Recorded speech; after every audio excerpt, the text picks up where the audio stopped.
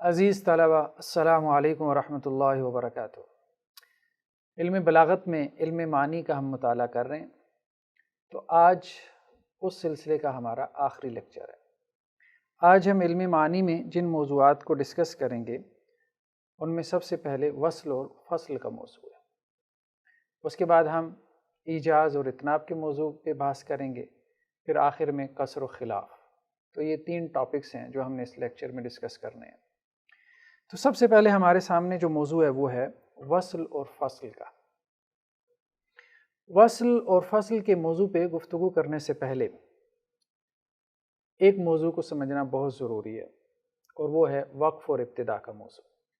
عام طور پر بلغاء نے، اہل بلاغت نے وقف اور ابتدا کے موضوع کو بلاغت کی کتابوں میں درج نہیں کیا، لیکن علوم قرآن پہ جو کتابیں لکھی گئی ہیں، جیسا کہ امام سیوطی علیہ الرحمہ کی کتاب الاتقان فی علوم القرآن، تو اس میں آپ کو وقف اور ابتدا کے اوپر پوری ایک فصل ملتی ہے، یعنی انہوں نے اسے قرآنک سائنسز میں ایک سائنس کے طور پہ متعارف کروایا۔ تو وقف اور ابتدا کا جو موضوع ہے یہ بھی معنی کے اوپر اثر انداز ہوتا ہے، یعنی جب آپ آیات پڑھتے چلے جا رہے ہیں تو آیت میں کہاں جا کے آپ نے وقف کیا، درمیان میں یا آیت کے اینڈ پہ بھی۔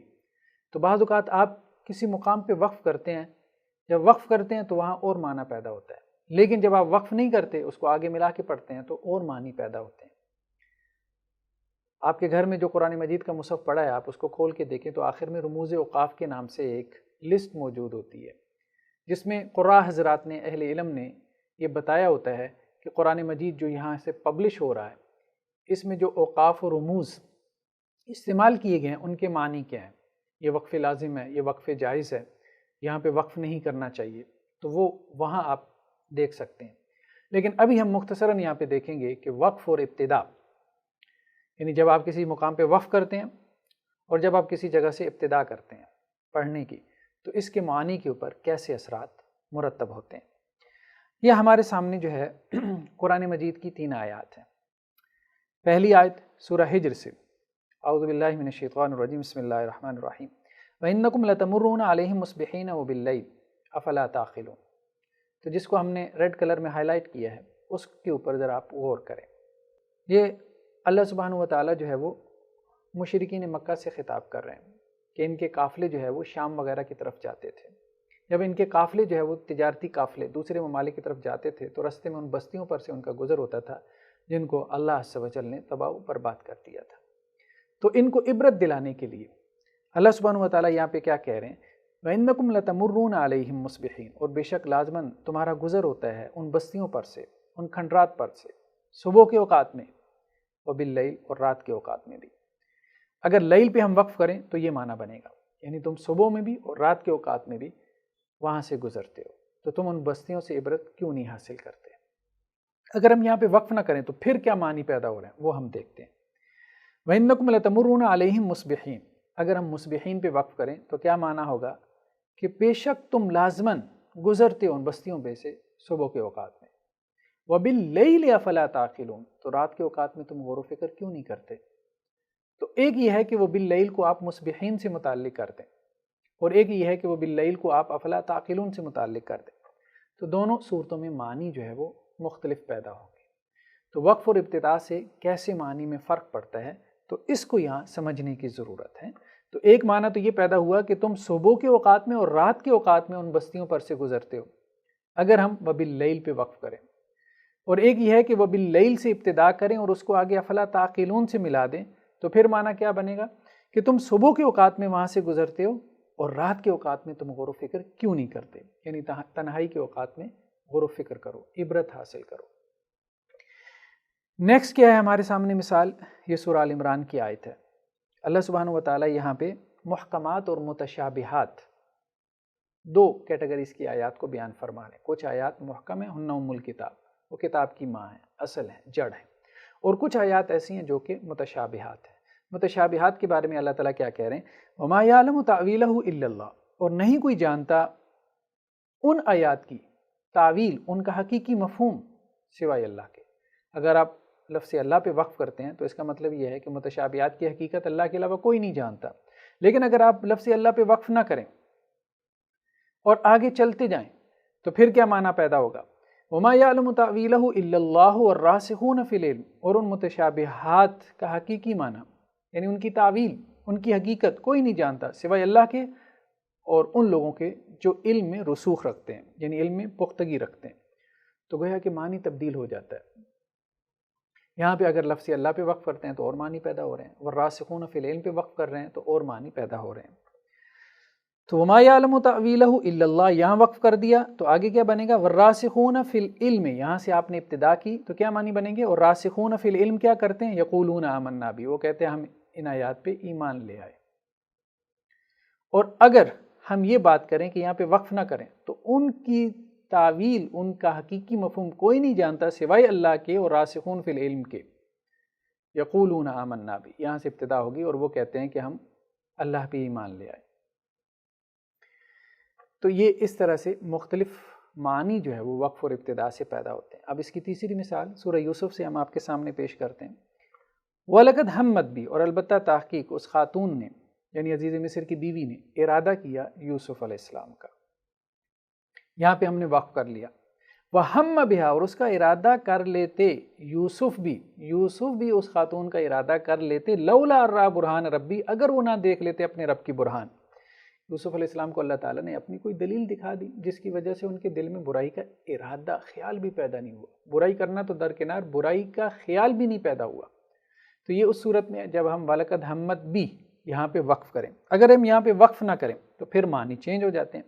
وَلَقَدْ ہَمَّتْ بِهِ وَهَمَّ بِهَا، اور البتہ تحقیق اس خاتون نے ارادہ کیا یوسف کو اور یوسف نے ارادہ کیا اس خاتون کا۔ تو اب یہ وہ معنی ہے کہ جو کسی نبی کے لیے مناسب نہیں ہے، یعنی ان معنی کی نسبت کسی نبی کی طرف کرنا بالکل غیر مناسب بات ہوگی۔ تو گویا وقف اور ابتدا سے جو ہے وہ معنی بدل جاتے ہیں۔ ہمارے ہاں جو قراء ہیں، خاص طور پہ آپ مصری قراء کو دیکھیں تو جب وہ قرآن مجید کی تلاوت کرتے ہیں تو مختلف مقامات پہ وقف کر کے، یعنی ایسے مقامات پہ جہاں عام طور پہ ہم وقف نہیں کرتے یا وقف نہیں کیا جاتا، وہ مختلف معنی پیدا کرتے ہیں۔ تو جو عربی زبان کو جانتا ہے تو بعض اوقات وہ ایسے مقام پہ وقف کرتے ہیں، اس سے ایسا معنی پیدا ہوتا ہے کہ کبھی انسان کا اس کی طرف ذہن ہی نہیں گیا ہوتا۔ تو یہ قراء کی فیلڈ ہے، اس میں قرآن کی جو ہے وہ کافی زیادہ کنٹریبیوشنز ہیں۔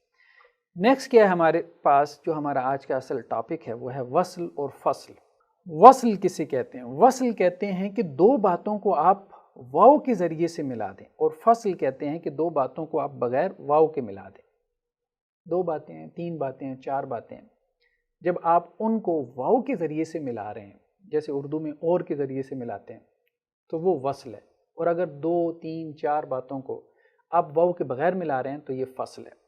مثال کے طور پہ اقیم الصلاۃ، حضرت لقمان علیہ السلام کی جو وصیت ہے اپنے بیٹے کے لیے کہ اے میرے بچے نماز قائم کرو، وَأْمُرْ بِالْمَعْرُوفِ، نیکی کا حکم دو، وَانْہَ عَنِ الْمُنْکَرِ، برائی سے منع کرو، وَاصْبِرْ، اور صبر کرو۔ اب یہاں چار باتیں ہیں، نماز پڑھو، نیکی کا حکم دو، برائی سے منع کرو، صبر کرو۔ اب ان باتوں کو واو کے ذریعے ملایا گیا ہے۔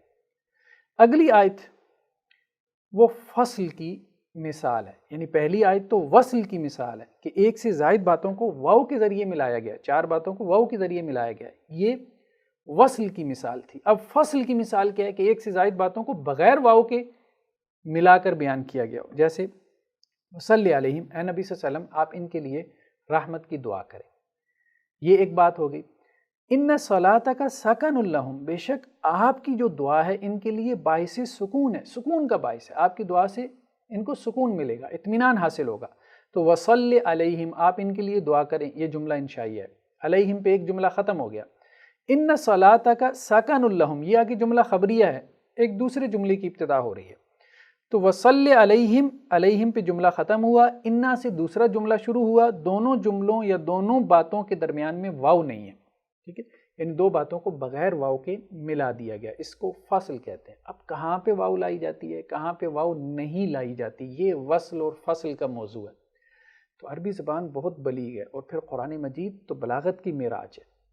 تو اہل بلاغت یہ کہتے ہیں کہ دو مقامات ایسے ہیں جہاں پہ واو لانا ضروری ہے، واو لانا واجب ہے، یعنی جب آپ دو یا دو سے زیادہ باتیں کریں گے تو اس کے لیے آپ کو واو لانی پڑے گی۔ اور 5 مقامات ایسے ہیں کہ جہاں آپ کے لیے واو لانا ایک طرح سے جائز نہیں ہے، ٹھیک ہے، وہاں واو نہ لانا واجب ہے۔ یعنی وہاں اگر آپ واو لے آئے، مقام فصل پہ اگر آپ واو لے آئے تو آپ کا کلام بلیغ نہیں رہے گا۔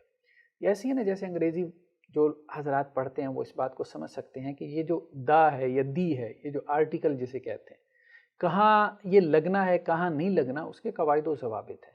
تو اسی طرح کہاں واو آنا ہے، تو جہاں واو آئے گا وہ مقام وصل ہے، اور وہ دو مقامات ہیں جہاں لازمی طور پہ واو جو ہے وہ لایا جائے گا، یعنی 2 یا 3 باتوں کو واو کے ذریعے ملایا جائے گا، اور جہاں واو نہیں لایا جائے گا وہ مقام فصل کہلاتا ہے۔ اور وہ 5 مقامات ہیں، 5 مواضع ہیں، 5 جگہ ہیں جہاں پہ واو آپ نہیں لائیں گے، وہاں واو نہ لانا واجب ہے جب بھی آپ 2 یا 2 سے زیادہ باتوں کو آپس میں کیا کریں گے، ملائیں گے۔ تو ابھی ہم نے اسی بات کو جو ہے وہ سمجھنا ہے۔ تو سب سے پہلے ہم جو ہے وہ وصل کی اقسام کی طرف آتے ہیں، پھر ہم اس کے مقامات کی طرف جائیں گے۔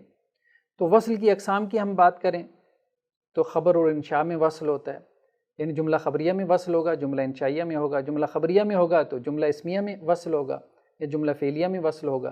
تو جملہ فعلیہ میں وصل ہوگا تو ماضی میں بھی ہوگا، مضارع میں بھی ہوگا۔ اب سامنے مثالیں دیکھ لیں، ان الابرار لفی نعیم، بے شک نیکوکار لازماً نعمتوں میں ہوں گے جنت میں، وَإِنَّ الْفُجَّارَ لَفِي جَحِيمٍ، اور بے شک فاسق و فاجر لازماً جہنم میں ہوں گے۔ تو 2 جملے ہیں، نیکوکار جنت میں ہیں، فاسق و فاجر جہنم میں ہیں، یہ 2 جملے ہیں۔ دونوں جملوں کو کیا کیا گیا ہے، واو کے ذریعے ملایا گیا ہے۔ دونوں جملہ اسمیہ ہیں۔ جملہ اسمیہ میں کیا ہے، جملہ اسمیہ خبریہ۔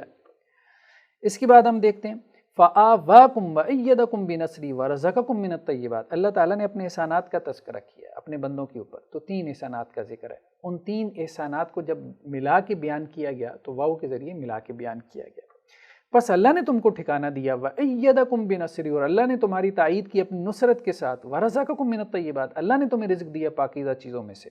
تو واو یہ ماضی ہے، فعل ماضی ہے، فآوا یہ بھی فعل ماضی ہے، وأید یہ بھی فعل ماضی ہے، ورزق یہ بھی فعل ماضی ہے۔ تو گویا جملہ فعلیہ میں فعل ماضی میں ایک سے زائد باتوں کو کیا کیا گیا، واو کے ذریعے ملا کے بیان کیا گیا۔ اس کے بعد ہم دیکھتے ہیں فعل مضارع کی مثال، تؤتی الملک من تشاء، اللہ تعالیٰ جس کو آپ چاہتے ہیں بادشاہت دیتے ہیں، وتنزع الملک ممن تشاء، جس سے چاہتے ہیں آپ بادشاہت چھین لیتے ہیں، وتعز من تشاء، جس کو چاہتے ہیں آپ عزت دیتے ہیں، وتذل من تشاء، جس کو چاہتے ہیں آپ ذلیل کر دیتے ہیں۔ تو یہاں پہ 3-4 باتوں کو ملا کے بیان کیا گیا واو کے ذریعے، ٹھیک ہے۔ تو جملہ فعلیہ میں بھی ماضی ہو یا مضارع ہو تو وہاں ہم دیکھتے ہیں کہ ایک سے زائد باتوں کو جب بیان کیا جاتا ہے تو ان کو واو کے ذریعے ملا کے بیان کیا جاتا ہے۔ اس کے بعد ہم دیکھیں تو ہمارے سامنے جملہ انشائیہ ہے۔ جملہ انشائیہ کی 2 قسمیں، امر اور نہی۔ پہلی مثال امر کی ہے، اقیم الصلاۃ، نماز قائم کریں، وامر بالمعروف نیکی کا حکم دیں، ونہی عن المنکر اور برائی سے روکیں، وصبر اور صبر کریں۔ 4 احکامات دیے گئے، اب ان کو واو کے ذریعے ملا کے بیان کیا گیا۔ تو یہ کیا ہے، مقام وصل۔ اسی طرح نہیں کی مثال کیا ہے، ولا تصائر خدک للناس، اور آپ لوگوں کے لیے اپنے گال پھلا کے مت رکھیں۔ یہ حضرت لقمان علیہ السلام نے اپنے بیٹے کو جو وصیتیں کی تھی وہ ہیں۔ ولا تمشی فی الارض مرحا، اور زمین میں اکڑ کر مت چلیں۔ اب 2 باتوں کو جمع کیا گیا ہے کہ اپنے گال جو ہے وہ لوگوں کے لیے پھلا کے نہیں رکھنے، یعنی لوگوں کے ساتھ جو ہے وہ تیوری چڑھا کے بات نہیں کرنی، جب بھی کوئی آئے تو خوش اخلاقی سے اور اچھے اخلاق کے ساتھ، اچھے چہرے کے ساتھ، ہنستے مسکراتے چہرے کے ساتھ اس سے ملنا ہے، گفتگو کرنی ہے۔ ولا تمشی فی الارض مرحا، اور زمین میں اکڑ کے مت چلنا۔ تو یہ 2 باتیں ان کو واو کے ذریعے سے کیا کیا گیا، جمع کیا گیا۔ تو یہ تو بیسیکلی اقسام تھیں، یعنی ابھی تک ہم نے اقسام کی بات کی ہے کہ جملہ اسمیہ میں جو ہے 2 جملہ اسمیہ کو جن میں خبر ہے وہ آپ کو واو کے ذریعے جو ہے وہ ملا کے بیان کر دیا جاتا ہے۔ اسی طرح سے بعض اوقات جو ہے وہ 3-4 احکامات ہوتے ہیں، ٹھیک ہے، ان کو واو کے ذریعے ملا کے بیان کر دیا جاتا ہے۔ بعض اوقات 3-4 چیزوں سے منع کیا جاتا ہے، نہیں، ان کو واو کے ذریعے ملا کے جو ہے وہ بیان کر دیا جاتا ہے۔ اسی طرح جملہ فعلیہ میں جو ہے وہ بعض اوقات کچھ چیزوں کو بیان کیا جاتا ہے ماضی میں یا مضارع میں، تو واو کے ساتھ ملا کے بیان کر دیا جاتا ہے۔ ابھی تک ہم نے اقسام پہ بات کی، اب ہم آتے ہیں مقامات پہ کہ اہل بلاغت نے کہا ہے کہ 2 مقامات ایسے ہیں جہاں پہ واو لانا ضروری ہے، یعنی جب آپ 2 یا زیادہ باتوں کو ملا کے بیان کریں گے تو وہاں آپ کے لیے واو لانا ضروری ہے۔ اگر آپ واو نہیں لائیں گے تو آپ کا کلام بلیغ کلام نہیں رہے گا۔ تو وہ مقامات کون سے ہیں؟ پہلا مقام کیا ہے، کمال انقطاع ما ایہام۔ اب یہ تھوڑی سی مشکل ٹرمز ہیں، لیکن یہ ہے کہ تھوڑا سا غور کریں گے تو انشاءاللہ سے یہ ٹرمز ہمارے لیے واضح ہو جائیں گے۔ تو 2 چیزیں اس میں، کمال انقطاع اور ایہام۔ پہلے ہم کمال انقطاع کو سمجھ لیں، پھر اس کے بعد جو ہے وہ ہم ایہام کو سمجھ لیتے ہیں۔ کمال انقطاع کسے کہتے ہیں؟ کمال انقطاع سے مراد یہ ہے کہ 2 جملے، ان میں سے ایک جملہ خبریہ ہو اور دوسرا انشائیہ ہو، اس کو کمال انقطاع کہتے ہیں، ٹھیک ہے. مطلب ایک جملہ خبریہ ہے، ایک جملہ انشائیہ ہے، پہلے جملہ انشائیہ آ جائے بعد میں جملہ خبریہ آ جائے، یا پہلے جملہ خبریہ آ جائے بعد میں جملہ انشائیہ آ جائے، تو دو جملوں میں کمال انقطاع، یعنی کمال درجے میں وہ منقطع ہیں، ڈسکنیکٹڈ ہیں، ٹھیک ہے. تو جملہ خبریہ بالکل اور چیز ہے، جملہ انشائیہ بالکل اور چیز ہے. تو دونوں میں فرق ہے. جنہوں نے نحو پڑھی ہے ان کے نالج میں، ان کے علم میں ہے. تو اس کو کہتے ہیں کمال انقطاع. ایہام سے کیا مراد ہے؟ ما ایہام، ایہام سے مراد یہ ہے کہ فصل کرنے سے خلاف مقصود کا وہم پیدا ہوتا ہو. ایہام سے مراد وہم پیدا کرنا، تو خلاف مقصود کا وہم پیدا ہونا یہ مراد ہے. اس کو اگر ہم مثال سے سمجھیں نا تو پھر بات زیادہ کھل کے سمجھ میں آئے گی. یہ پوری ڈیفینیشن جو ہے وہ ہمارے سامنے بالکل کھل کے سامنے آ جائے گی. اس کی مثال قرآن مجید میں سے تو نہیں ہے، لیکن اہل بلاغت نے جو ہے وہ روزمرہ کی زبان میں سے اس کی ایک مثال بیان کی ہے. حل کان کذا، اگر کوئی یہ سوال کرتا ہے کہ کیا ایسا تھا، حل کان کذا کیا ایسا تھا، تو اس کے جواب میں جو اس کا مخاطب ہے وہ کہہ رہا ہے، ایک بات کہہ رہا ہے. اب مخاطب کی اس بات پہ تھوڑا سا غور کرنے کی ضرورت ہے. وہ بات کیا ہے؟ لا، نہیں، ایسا نہیں ہے. لا کا مطلب کیا ہے؟ نہیں. مطلب اس نے سوال کیا نا کہ کیا ایسا ہے، تو اس نے جواب دیا لا، نہیں، مطلب ایسا نہیں ہے. یہ جو لا ہے نا، اس کے بعد کچھ معذوف ہے، تو یہ لا اپنے معذوف کے ساتھ مل کے جملہ خبریہ نافیہ بن رہا ہے، یعنی یہ جملہ خبریہ ہے، ٹھیک ہے. یہ ایک جملہ ہے پورا، لا، نہیں، مطلب ایسا نہیں ہے. اس کے بعد کیا ہے؟ واو ہے. پھر آگے کیا ہے؟ رحمک اللہ، اللہ آپ پہ رحم کرے. رحمک اللہ یہ کیا ہے؟ یہ دعا ہے، یہ پورا جملہ ہے، ٹھیک ہے. اب دعا کیا ہے؟ دعا ہم نے پڑھا تھا کہ وہ انشاء کی ایک قسم ہے. تو لا پہلے ایک جملہ خبریہ ہے، پھر اس کے بعد رحمک اللہ یہ دوسرا جملہ ہے، ٹھیک ہے. یہ جملہ انشائیہ ہے. تو لا اور رحمک اللہ یہ دو جملے ہیں، پہلا خبریہ ہے، دوسرا جو ہے وہ انشائیہ ہے. تو ہم نے کہا تھا کہ کمال انقطاع کا مطلب کیا ہے کہ دو جملے ہوں، ایک جملہ خبریہ ہو، دوسرا انشائیہ ہو. تو یہاں یہ بات پوری ہو گئی، پہلا جملہ خبریہ ہے، دوسرا جملہ انشائیہ ہے، ٹھیک ہے. تو یہ کمال انقطاع ہو گیا. اب ایہام کیا ہے، اس کو سمجھنے کی ضرورت ہے. یہ جو درمیان میں واو ہے نا، اگر ہم واو کو ہٹا دیں تو پھر اس کا مطلب کیا ہوگا کہ اگلے نے سوال کیا حل کان کذا، کیا ایسا ہے، تو جواب دینے والے نے کیا کہا؟ لا رحمک اللہ، اللہ تجھ پہ رحم نہ کرے. تو اب یہ دعا سے کیا بن گئی؟ بد دعا بن گئی، ٹھیک ہے. اگر واو ہٹا دیں تو لا رحمک اللہ، اللہ تجھ پہ رحم نہ کرے، تو وہ جملہ کیا بن گیا؟ بد دعا بن گیا، ٹھیک ہے. لیکن اگر واو ہم اس میں استعمال کریں تو پھر کیا جملہ بنے گا؟ لا، نہیں، مطلب ایسا نہیں ہے. ورحمک اللہ، اور آپ پہ اللہ کی رحمت ہو، اور آپ پر اللہ کی رحمت ہو. تو اب دیکھیں یہ دعا ہے، یہ دعا ہے. تو ہم نے وہاں پہ بات کی تھی کہ اگر ہم وہاں پہ فصل کرتے ہیں، یعنی دو جملے ہوں، ایک جملہ خبریہ ہو، دوسرا انشائیہ ہو، اور اگر وہاں پہ ہم فصل کریں یعنی واو نہ لائیں، فصل کا مطلب کیا ہے؟ واو نہ لائیں. تو اگر ہم وہاں پہ فصل کریں تو خلاف مقصود کا وہم پیدا ہو، یعنی مخاطب کا جو مقصود ہے، یہاں پہ مخاطب کا مقصود کیا ہے؟ دعا دینا. تو اگر ہم یہاں پہ واو نہیں لے کے آئیں گے تو خلاف مقصود کا وہم پیدا ہوگا، یعنی یوں ہمیں سمجھ میں بات آئے گی کہ جیسے جو مخاطب ہے وہ بد دعا دینا چاہ رہا ہے. تو یہ کمال انقطاع ما ایہام کہلاتا ہے. تو اس مقام پہ واو کا لانا کیا ہے؟ واجب ہے، تاکہ خلاف مقصود کا وہم پیدا نہ ہو. وہ جو آپ کے سامنے مخاطب ہے یا وہ متکلم ہے، وہ جو بات کر رہا ہے، اس کی بات کی جو انٹینشن ہے، جو اس کا مقصود ہے، اس کے خلاف جو ہے وہ بات ہمیں سمجھ میں نہ آئے، وہی بات سمجھ میں آئے جو کہ وہ کرنا چاہ رہا ہے. نیکسٹ کیا ہے؟ توسط بین الکمالین. توسط بین الکمالین کیا ہے؟ توسط بین الکمالین یہ ہے کہ دو جملے خبر یا انشاء میں متحد ہوں، بھلے لفظاً متحد ہوں یا لفظاً اور معناً دونوں طرح سے متحد ہوں، اور دونوں جملوں میں کوئی مناسبت تامہ بھی ہو، تو یہ مقام وصل ہے. اس کو توسط بین الکمالین کہتے ہیں. یعنی آسان الفاظ میں ہم یوں کہہ سکتے ہیں کہ دو جملے ہیں، ٹھیک ہے. وہاں پہ کمال انقطاع میں کیا تھا کہ ایک جملہ خبریہ تھا، دوسرا انشائیہ تھا. توسط بین الکمالین میں کیا ہے کہ دونوں جملے یا تو خبریہ ہیں یا انشائیہ ہیں، یعنی دونوں سیم جملے ہیں، ٹھیک ہے. ایک بات تو یہ ہو گئی. اور دوسرا یہ کہ دونوں جملوں کے درمیان میں کوئی مناسبت ہے، مناسبت تامہ، ٹھیک ہے. وہ مناسبت کی پھر آگے چار قسمیں کی جاتی ہیں، تقابل ہے، تیازف ہے، اس طرح سے اور کچھ ہیں، لیکن ہم اس میں ڈیٹیل میں ابھی تفصیل میں نہیں جا رہے. اس کی مثال سے اب آپ سمجھیں. وَلَا تُصَعِّرْ خَدَّكَ لِلنَّاسِ وَلَا تَمْشِ فِي الْأَرْضِ مَرَحًا. حضرت لقمان علیہ السلام نے اپنے بیٹے کو نصیحت کی کہ اپنے گال لوگوں کے لیے پھلا کے نہ رکھنا اور زمین میں اکڑ کے مت چلنا. تو دو نصیحتیں ہیں، دو جملے ہیں، دونوں کیا ہیں؟ انشاء ہیں، یعنی جملہ انشائیاں ہیں، اور ان کے درمیان مناسبت ہے، اور ان جملوں کو واو کے ذریعے سے ملایا گیا ہے. اس کے بعد ہم دیکھتے ہیں ہمارے سامنے کیا ہے. یہ تو مقامات وصل تھے، یعنی دو مقامات جہاں پہ واو لانا جو ہے وہ ضروری ہے. اب ہم آگے چلتے ہیں فصل کی طرف. ٹھیک ہے، تو فصل جو ہے وہ 5 مقامات میں لازم ہے، یعنی 5 مقامات ایسے ہیں جہاں آپ 2 یا 2 سے زائد باتیں کریں گے تو وہاں آپ واو نہیں لے کر آئیں گے. تو وہ کون سے مقامات ہیں؟ ان میں سے پہلا مقام کیا ہے؟ کمال اتصال. کمال اتصال سے مراد کیا ہے؟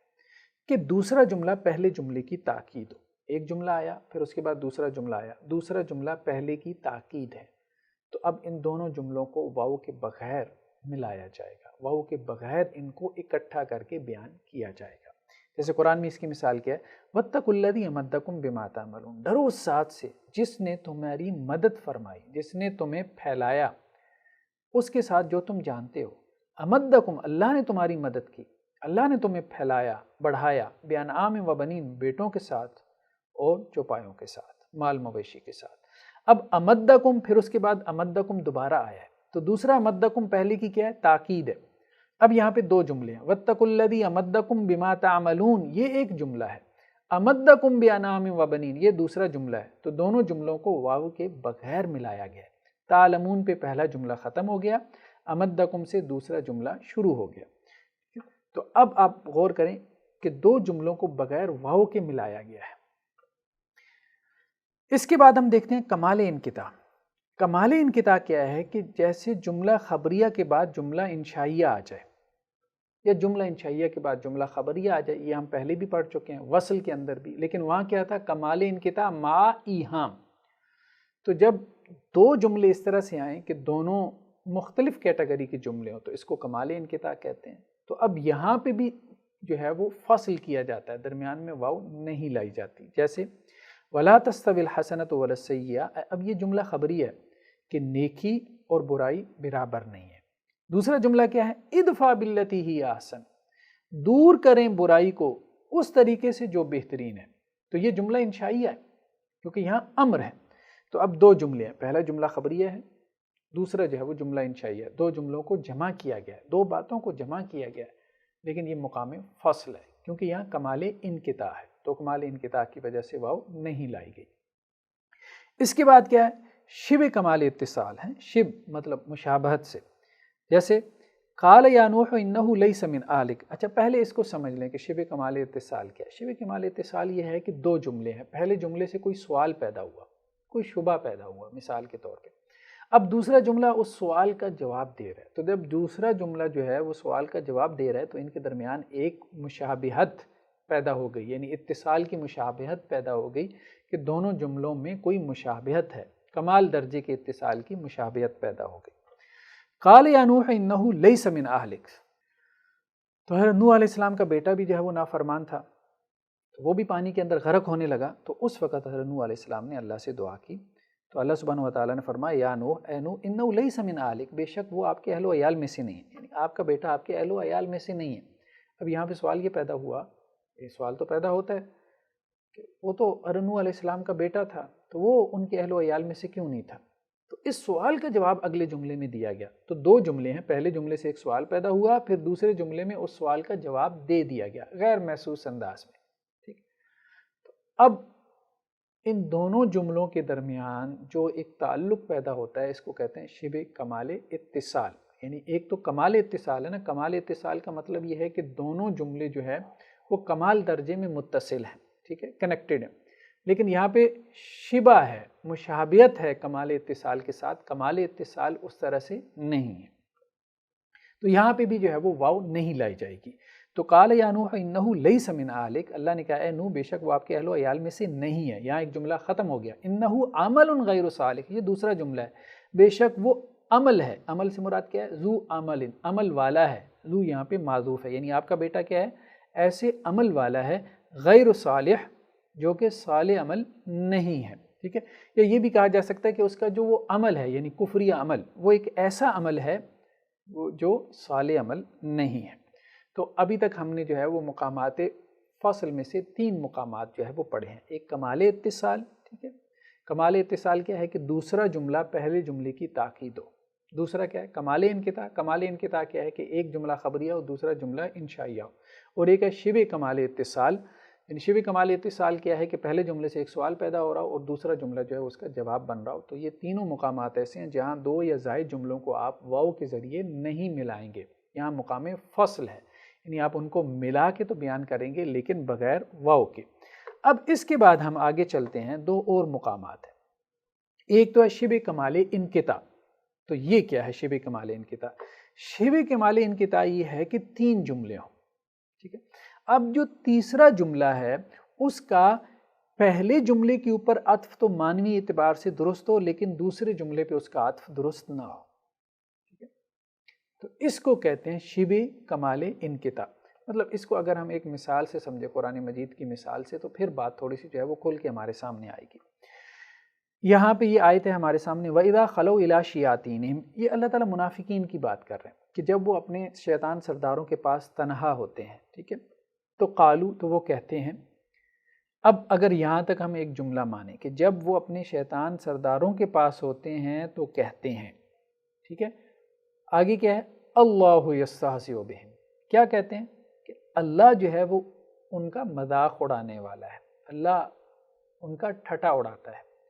تو وَإِذَا خَلَوْا إِلَىٰ شَيَاطِینِهِمْ قَالُوا، یہ ایک جملہ ہے، إِنَّا مَعَكُمْ یہ دوسرا جملہ ہے، اللہ یستہزئ بہم یہ تیسرا جملہ ہے۔ تو تیسرا جو جملہ ہے اللہ یستہزئ بہم، اس کا عطف پہلے جملے کے اوپر معنوی اعتبار سے درست ہو، ٹھیک ہے؟ تو اللہ یستہزئ بہم کا عطف جو ہے وَإِذَا خَلَوْا إِلَىٰ شَيَاطِینِهِمْ قَالُوا پر اگر ہم ڈالیں، ٹھیک ہے، تو معنوی اعتبار سے بات بن جاتی ہے کہ جب وہ اپنے شیطان سرداروں کے پاس تنہا ہوتے ہیں تو کہتے ہیں کہ اللہ ہمارا مذاق اڑاتا ہے، ٹھیک ہے؟ تو ایک بات بن گئی ہے، تیسرے جملے کا عطف پہلے جملے پہ معنوی اعتبار سے پڑ سکتا ہے، ٹھیک ہے؟ لیکن تیسرے جملے کا عطف دوسرے جملے پہ نہیں پڑ سکتا، ٹھیک؟ جیسے انا معکم، دوسرا جملہ کیا ہے کہ بے شک ہم ان کے ساتھ ہیں، اللہ یستہزئ بہم، اللہ ان کا مذاق اڑاتا ہے۔ تو اب یہاں بات بن نہیں رہی، مطلب دونوں جملوں میں کوئی بات جو ہے وہ بن نہیں رہی۔ تو یہاں پہ جو ہے وہ وصل یعنی واو لانا درست نہیں ہے۔ کیوں درست نہیں ہے؟ تاکہ دوسرے جملے پہ عطف کا وہم پیدا نہ ہو، یہ شبہ کمال انقطاع ہے، ٹھیک ہے؟ تو یہاں آپ واو نہیں لائیں گے۔ واو کہاں نہیں لائیں گے؟ جیسے اب دیکھیں نا، وَإِذَا خَلَوْا إِلَىٰ شَيَاطِینِهِمْ قَالُوا، ایک تو یہ ہو گیا، إِنَّا مَعَكُمْ یہ دوسرا جملہ ہو گیا، اللہ یستہزئ بہم، اب یہاں پہ واو لانا وَاللَّهُ یستہزئ بہم، یہ درست نہیں ہے، کیونکہ اگر آپ لفظ اللہ سے پہلے واو لائیں گے تو اس کا مطلب یہ ہو جائے گا کہ یہ عطف پڑ رہا ہے کس پہ؟ پچھلے جملے پہ۔ پچھلا جملہ کیا ہے؟ انا معکم انما نحن مستہزئون واللہ یستہزئ بہم، حالانکہ اس کا عطف اس پہ نہیں پڑ رہا، معنی اعتبار سے بھی جو ہے وہ بات نہیں بن رہی، ٹھیک؟ تو گویا کہ یہ جو تیسرا جملہ ہے اس کا عطف پڑ سکتا ہے، لیکن کس کے اوپر؟ پیچھے جو 2 جملے ہیں، ایک شرط ہے اور ایک جواب شرط ہے، تو شرط پلس جواب شرط، شرط پلس اس کی جزا، دونوں کے اوپر اس تیسرے جملے کا عطف ڈال دیں تو پھر درست ہے، لیکن صرف شرط کے اوپر اس کا عطف ڈالیں گے تو پھر بھی درست نہیں ہے، اور اگر صرف جزا یعنی جواب شرط پہ اس کا عطف ڈالیں گے تو پھر بھی درست نہیں ہے۔ جیسے دیکھیں نا، وَإِذَا خَلَوْا إِلَىٰ شَيَاطِینِهِمْ، اب یہ وَإِذَا کی وجہ سے یہ شرط بن گیا نا، جوابی شرط کیا ہے؟ انا معکم انما نحن مستہزئون، یہ جوابی شرط ہے۔ تو اللہ یستہزئ بہم اس کا عطف نہ تو وَإِذَا خَلَوْا إِلَىٰ شَيَاطِینِهِمْ پہ درست ہے اور نہ ہی اللہ یستہزئ بہم کا عطف جو ہے وہ انا معکم پہ درست ہے۔ تو دونوں جملوں میں سے کسی جملے پہ بھی اس کا عطف درست نہیں ہے، اس کا عطف جو ہے وہ شرط پلس جواب شرط، یعنی دونوں جملوں کو ملا کے جو جملہ بن رہا ہے، وَإِذَا خَلَوْا إِلَىٰ شَيَاطِینِهِمْ قَالُوا إِنَّا مَعَكُمْ إِنَّمَا نَحْنُ مُسْتَہْزِئُونَ، یہ دونوں جملوں سے ملا کے ایک بڑا جملہ بنا، شرط پلس جوابی شرط سے ایک جملہ بنا، اس کے اوپر اس کا عطف درست ہے اللہ یستہزئ بہم کا۔ لیکن اگر ہم اللہ یستہزئ بہم سے پہلے واو لے کے آئیں گے تو پھر یہ وہم پیدا ہوگا کہ یہ اللہ یستہزئ بہم کا جو جملہ ہے یہ جواب شرط کے اوپر انا معکم کے اوپر جو ہے وہ عطف ہے، حالانکہ وہ اس کے اوپر عطف نہیں ہے۔ تو یہ کیا ہے؟ یہ شبہ کمال انقطاع ہے، یعنی کمال انقطاع تو یہاں پہ نہیں ہے، لیکن کمال انقطاع کے ساتھ ایک مشابہت موجود ہے کہ وہ جو جملہ ہے تیسرا جو ہے وہ کمال درجے میں منقطع ہے. کمال درجے میں منقطع تو نہیں ہے، لیکن پہلے دو جملوں میں سے، یعنی ایک جملہ اور پھر جو دوسرا جملہ ہے، پہلے اور دوسرے جملے سے وہ کمال درجے میں تو منقطع نہیں ہے، لیکن اس کی مشابہت ہے کمال درجے کے انقطاع کی. ٹھیک ہے، تو یہ معنی مراد ہے. لیکن جب وہ دونوں مل کے ایک جملہ بن رہے ہیں تو پھر اس کا وہ جواب ہے. اس کے بعد ہمارے پاس کیا ہے؟ توسط بین الکمالین. توسط بین الکمالین کی اصطلاح ہم پہلے بھی پڑھ چکے ہیں وصل کے اندر. تو توسط بین الکمالین میں بھی یہی مثال ہمارے سامنے ہے. وَإِذَا خَلَوْا إِلَىٰ شَيَاطِینِهِمْ قَالُوا إِنَّا مَعَكُمْ إِنَّمَا نَحْنُ مُسْتَهْزِئُونَ. تو یہاں پہ مراد کیا ہے کہ اگر عطف میں کوئی معنی موجود ہو تو وہ توسط بین الکمالین ہے. اور معنی کیا ہے کہ دونوں جملے جو ہے وہ حکم مشترک نہیں ہے. منافقین کا قول کیا ہے؟ وہ مجلس کے ساتھ مقید ہے، اور جبکہ اللہ سبحانہ و تعالیٰ کا قول کیا ہے؟ وہ دائمی ہے. ٹھیک ہے، تو جب عطف میں کوئی معنی موجود ہو، کوئی بھی معنی ہو سکتا ہے، کوئی بھی رکاوٹ ہو سکتی ہے عطف میں. ٹھیک ہے، تو یہاں پہ معنی کیا ہے؟ یہاں پہ معنی ہمارے سامنے کہ دونوں جملے حکم میں مشترک نہیں ہیں. اس بات کو آپ سمجھیں. وَإِذَا خَلَوْا إِلَىٰ شَيَاطِینِهِمْ کہ جب وہ اپنے شیطان سرداروں کے پاس تنہائی میں ہوتے ہیں. تو جب وہ ہوتے ہیں، ہر وقت تو نہیں ہوتے، جب وہ ہوتے ہیں تو یہ مقید ہے وقت کے ساتھ، اس کی قید ہے. ٹھیک ہے، اللہ یستہزئ بہم، اللہ ان کا مذاق اڑاتا ہے، تو یہ مطلق ہے. تو یہ پہلا جملہ مقید ہے اور یہ اللہ یستہزئ بہم یہ جملہ مطلق ہے. تو دونوں جملے حکم میں سیم نہیں ہیں، ایک نہیں ہے. ایک جملے کا حکم مقید کا ہے، تقیید کا ہے، دوسرے جملے کا حکم جو ہے وہ اطلاق کا ہے. تو جب دونوں جملے جو ہے وہ حکم میں مشترک نہ ہوں، ٹھیک، تو یہ ایک معنی بن گیا. یہ معنی کس میں بنا ہے کہ ہم یہاں عطف لے کے آئیں، یعنی حرف عطف لے کے آئیں، واو لے کے آئیں، تو اس میں یہ معنی بن گیا. تو یہ توسط بین الکمالین کی مثال ہے کہ یہ بھی مقام فصل ہے. یہاں پہ ہم جو ہے وہ واو کے بغیر جو جملوں کو ملا کے بیان کریں گے. اس کے بعد ہم دیکھتے ہیں ہمارے پاس جو نیکسٹ ٹاپک ہے وہ کیا ہے؟ ایجاز و اتناب. ایجاز و اتناب پہ ہم نے پہلے بھی گفتگو کی تھی. ایجاز کا مطلب ہے کلام کو مختصر کرنا. کبھی کلام کو مختصر کر کے بلاغت پیدا کی جاتی ہے، اور اتناب کا مطلب ہے کلام کو لمبا کرنا، اور اب کبھی کلام کو جو ہے وہ لمبا کر کے بلاغت پیدا کی جاتی ہے. ایجاز کی دو قسمیں، ایجاز قصر یعنی آپ مختصر کلام سے زیادہ معنی پیدا کریں، تھوڑے الفاظ سے زیادہ معنی پیدا کرنا، یہ ایجاز قصر ہے. جیسے قرآن مجید کی مثال گزر چکی، فی القصاص حیات، قصاص میں تمہارے لیے زندگی ہے. اب یہ تھوڑے سے الفاظ ہیں، لیکن ان تھوڑے سے الفاظ سے اتنے معنی پیدا کیے گئے ہیں کہ بے انتہا، لا تعداد. تو اہل بلاغت نے اس قرآن مجید کی آیت کے اوپر بحث کرتے ہوئے، جیسا کہ ہم نے حوالہ دیا تھا الاتقان جو امام سیوطی علیہ الرحمہ کی کتاب ہے، اس میں بھی یہ بحث موجود ہے کہ 20 قسم کی جو بلاغتوں کو بیان کیا. تو فی القصاص حیات، یہ جملہ چھوٹا سا ہے لیکن اس سے معنی بہت بڑے بڑے پیدا کیے گئے. یہ ایسی ہے جیسے ہمارے یہاں ضرب الامثال پرووربز ہوتی ہیں، تھوڑے الفاظ ہوتے ہیں لیکن اس سے معنی بہت زیادہ پیدا کیے جاتے ہیں. دوسری قسم کیا ہے؟ ایجاز حذف، یعنی حذف کے ذریعے سے کلام کو مختصر کرنا. یعنی آپ اپنے کلام میں سے کچھ چیزیں نکال دیتے ہیں، بیان نہیں کرتے، مختصر کر دیتے ہیں اپنے کلام کو، اور آپ کا مخاطب آپ کی بات کو سمجھ رہا ہوتا ہے، اس کو انڈرسٹینڈ کر رہا ہوتا ہے. اب جو حذف ہے اس کی کئی مثالیں ہیں. جیسے حرف کو حذف کر دینا، اس کی مثال کیا ہے؟ وَنَادَوْا يَا مَالِكُ لِيَقْضِ عَلَيْنَا رَبُّكَ، اور وہ پکاریں گے قیامت والے دن، یعنی اہل جہنم، اے مالک. مالک جہنم کے داروغے کا نام ہے. لِيَقْضِ عَلَيْنَا رَبُّكَ، آپ کے رب کو چاہیے کہ ہمارا فیصلہ کر دے، ہمارا قصہ جو ہے وہ چکا دے، یعنی ہمیں موت دے دے، اس عذاب سے تو موت بہتر ہے. تو مالک جہنم کے داروغے کا نام ہے. اب بعض قرات میں یا مالک نہیں ہے بلکہ یا مال، یا جیسے ہم انگریزی میں بھی دیکھتے ہیں کہ آج کل آپ نے سوشل میڈیا پہ دیکھا ہوگا کہ برادر کو کیا کہہ دیتے ہیں؟ برو. اب برادر کو برو کہہ رہے ہیں، مخاطب کو سمجھ میں آ رہا ہے کیونکہ عرف میں اب اس کا ایک رواج پڑ گیا، تو برادر کو انہوں نے برو کہہ دیا مختصر کرتے ہوئے. تو یہ کیا ہے؟ ایجاز حذف ہے، یعنی کوئی حرف آپ حذف کر دیتے ہیں اور اس لفظ کو مختصر کر دیتے ہیں. اور یہی ہمارے ہاں قرآن مجید میں بھی ہوا ہے کہ بعض حروف کو جو ہے وہ مختصر کر دیا جاتا ہے. تو یا مالکو یہاں پہ جو ہے ہماری قرات میں تو یا مالکو ہے، لیکن بعض قرات کے اندر یہاں کاف نہیں ہے بلکہ یا مالو ہے.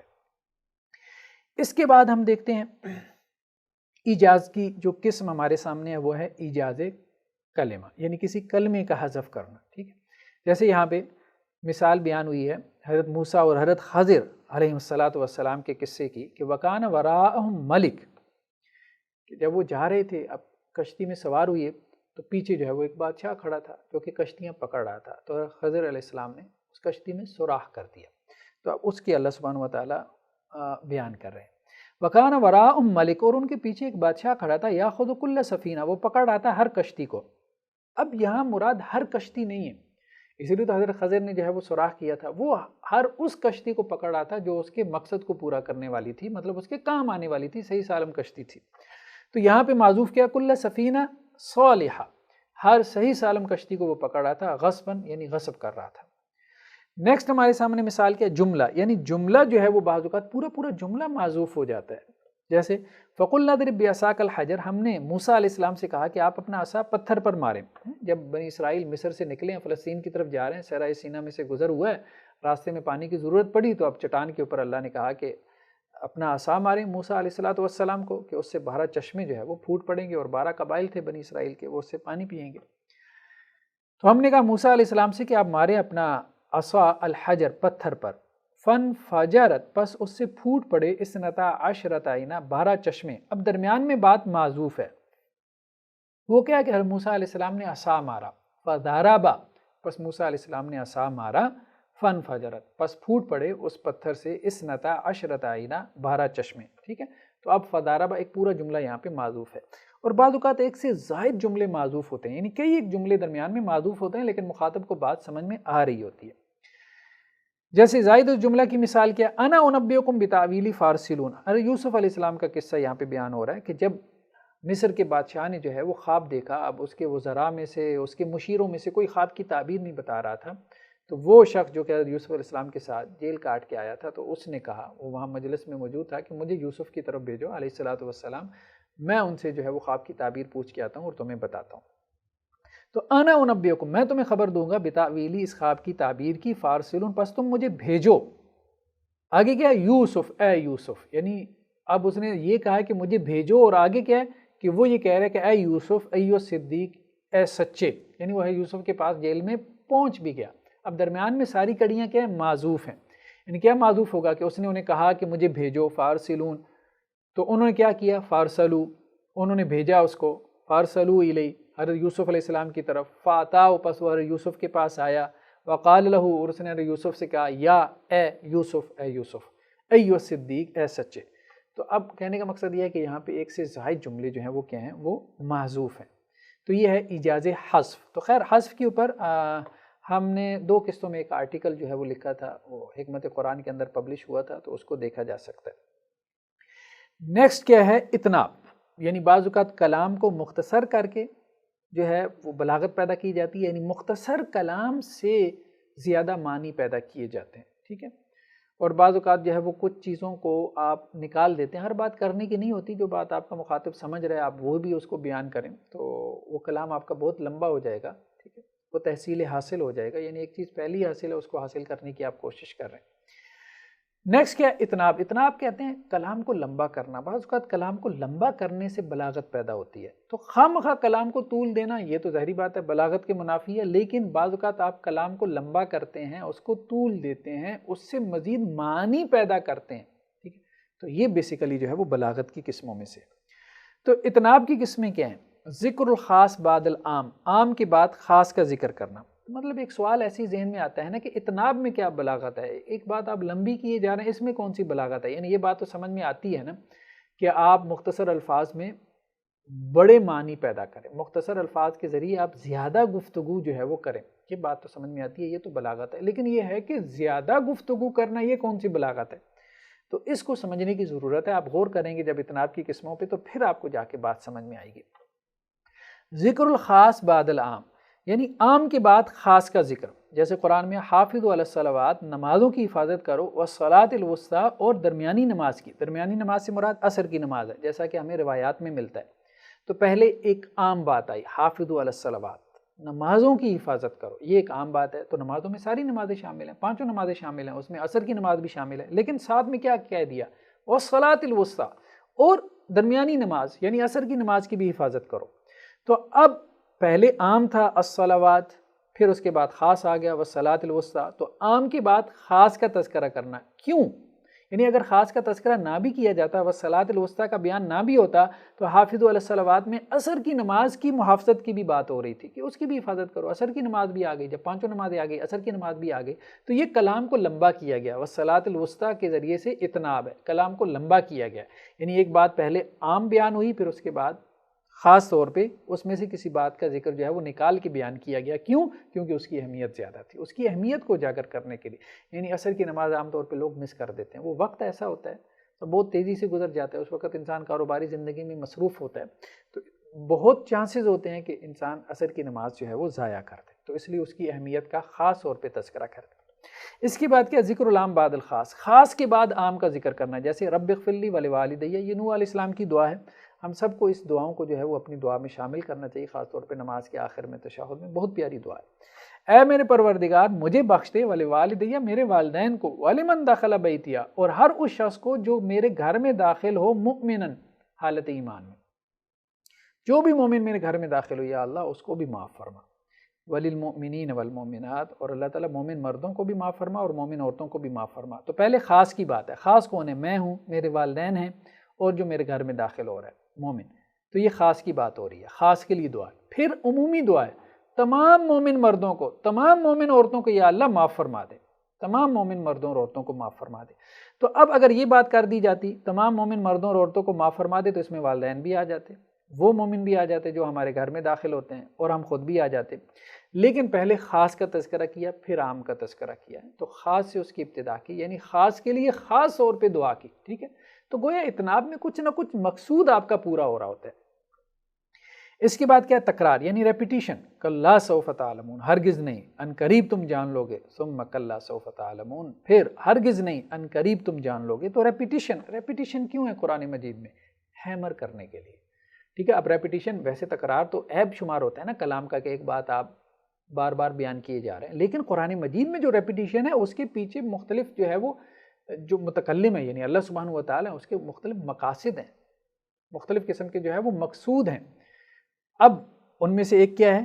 ہیمر کرنا، یعنی کسی بات کو جو ہے وہ اپنے مخاطب کے ذہن میں ہیمر کرنا، اس کو ہیمر کرنے سے مطلب اس کو اچھے سے بٹھانا، تو اس لیے بات جو ہے بار بار ریپیٹ کی جاتی ہے، یعنی آخرت کے حوالے سے بات تمہارے ذہنوں میں اچھے سے بیٹھ جائے، ٹھیک ہے؟ تو اس حوالے سے اللہ تعالیٰ نے اس چیز کو کیا کیا؟ ریپیٹ کیا، تو تکرار۔ اس کے بعد نیکسٹ ہمارے پاس کیا ہے اتناب میں سے؟ اعتراض۔ اعتراض کسے کہتے ہیں؟ کہ ایک جملہ ہے،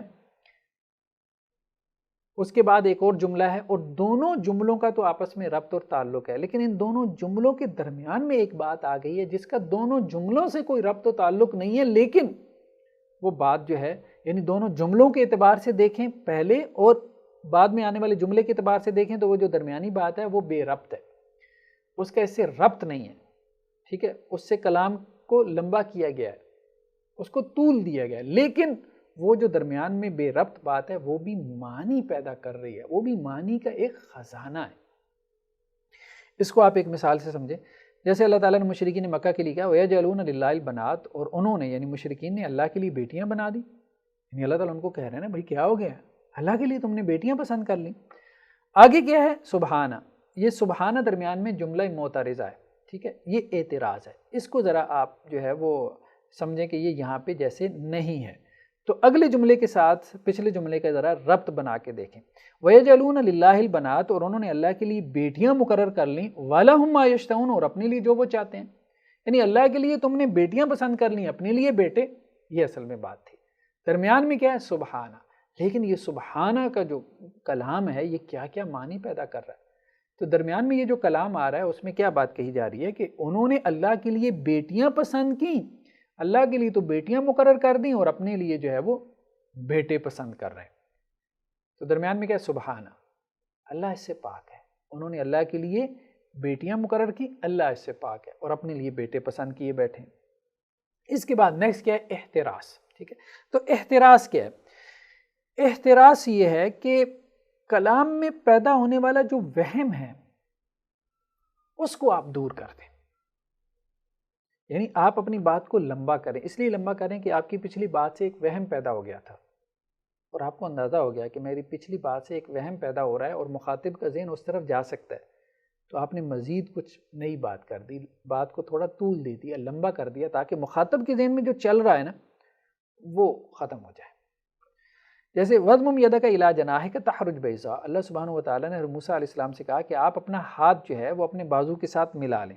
یہ ایسی ہے جیسے ہم اپنا ہاتھ اپنے بازو کے ساتھ ملا لیتے ہیں، ٹھیک ہے؟ تو حضرت موسیٰ علیہ السلام سے یہ کہا گیا۔